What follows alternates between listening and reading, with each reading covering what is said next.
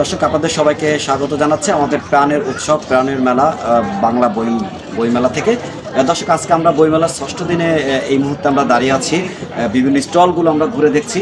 তবে আজকে এই বইমেলার ষষ্ঠ দিনেও কিন্তু আমরা পাঠকদের কিন্তু তেমন একটি সমাগম আসলে দেখতে পাইনি। এটা খুবই দুঃখের একটি বিষয় যে আমাদের আগামী প্রজন্ম যারা আছে তারা আসলে দিন দিন তারা বইয়ের প্রতি বিমুখ হয়ে যাচ্ছে।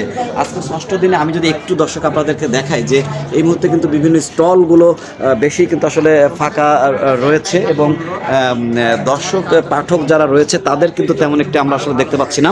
আমরা এই মুহূর্তে বিভিন্ন ধরনের স্টল আমরা ঘুরেছি, 145 থেকে 146 স্টলগুলো রয়েছে। আপনাদের একটু সরাসরি আপনাদেরকে দেখাই তাহলে দেখবেন যে পুরো স্টল মাছ কিন্তু দর্শক আসলে ফাঁকা রয়েছে।